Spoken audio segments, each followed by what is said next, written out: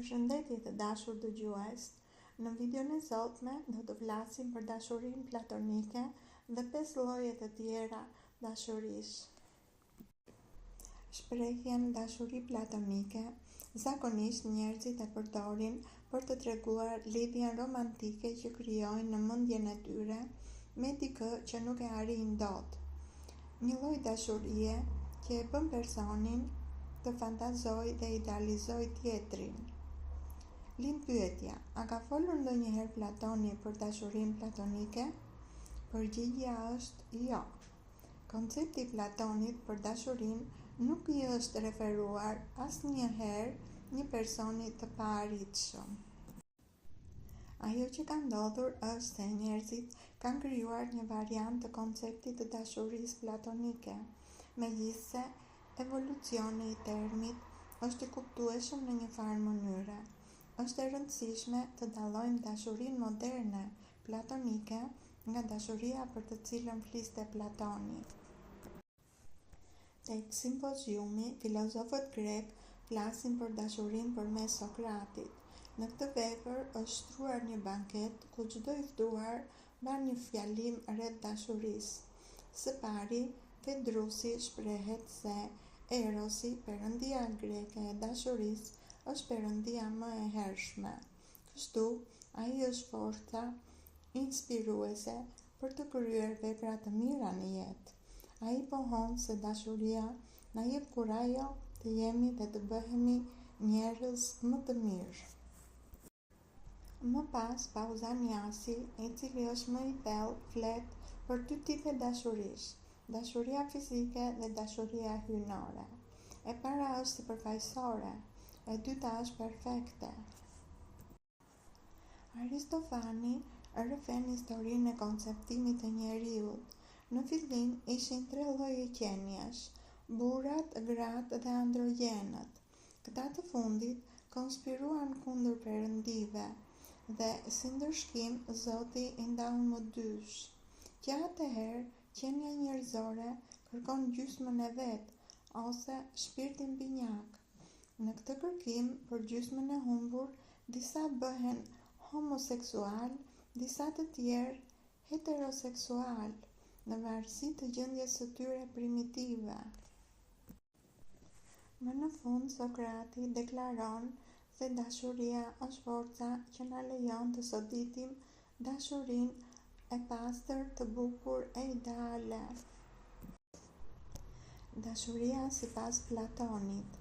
Siç e përmendëm më sipër, Sokrati paraqet mendimet e Platonit. Kështu pra, ne dimë konceptin e Platonit për dashurinë, i shprehur në fjalimin e Sokratit te simpoziumi. Platoni, ashtu si në gjithë filozofinë e tij, bën dallimin mes botës ideale dhe asaj toksore. Në botën ideale, ne mund të gjejmë dashurinë e pastër, ndërkohë në atë toksore ka një dituri jo perfekte, e cila imiton botën perfekte ideale. E njëjta gjë ndodh me dashurinë sipas Platonit. Dashuria për vetë bukurinë kuptohet si koncepti suprem i dashurisë, të cilin mund ta gjejmë në botën ideale. Prandaj Platoni besonte se dashuria është bukuria në formën e saj më të pastër dhe më abstrakte. Platoni ka thënë se dashuria për dijen është koncepti më i pastër dhe perfekt i dashurisë. Megjithatë, dashuri platonike nuk do të thotë të idealizosh një person, por duke arritur dijen, një tip të bukurisë shpirtërore. Me kalimin e kohës, dashuria platonike u shndërrua në përkufizimin e dashurisë së paarritshme. Gjithsesi, sipas Platonit, rruga nëpërmjet të cilës arrihet bukuria e vërtet, domethënë dashuria në të gjithë shkëlqimin e saj, është përmes mençurisë. Kjo rrugë fillon me dashurinë e bukurisë fizike, më pas vazhdon me bukurinë e shpirtit drejt dashurisë së mençurisë. Llojet e dashurisë. Dashuria është ndoshta ndjenja më e fortë në botë. Çdo kush nga ne e kërkon dhe e dëshiron për jetën e tij.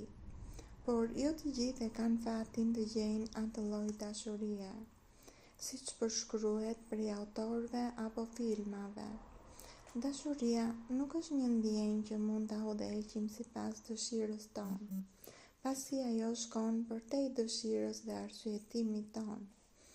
Çdo kush nga ne ëndërron princin apo princeshën e kaltër, ëndërron një marrëdhënie të bazuar tek dashuria dhe ndjenja.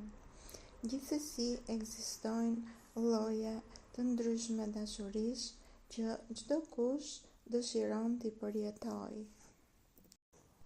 Dashuria fizike është një formë dashurie kalimtare.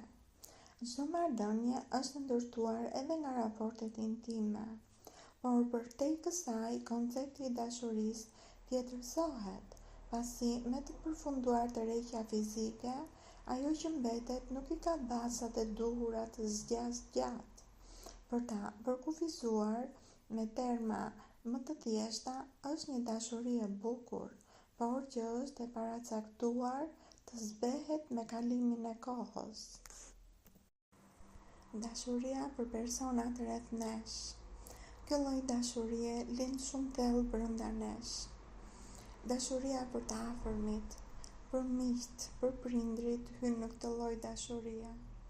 Ajo bazohet mbi nevojën për të qenë të mbrojtur dhe të mbështetur nga këta persona. Kërkon respekt dhe besim, të cilat janë shtyllat ku ngrihet kjo dashuri.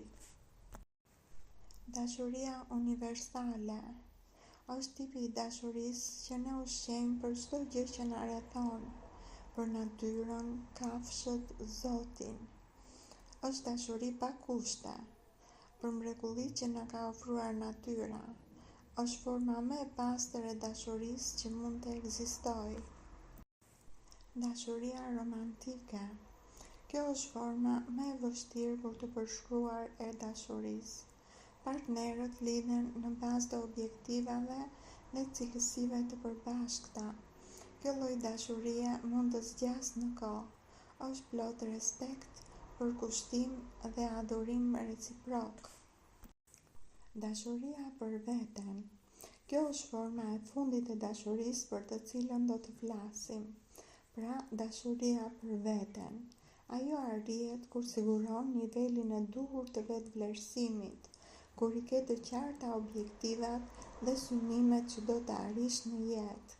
Kjo dashuri konsiston në përkujdesjen ndaj vetes, idealeve të tua, si dhe mbrojtjen ndaj dashakeqësisë të tjerëve.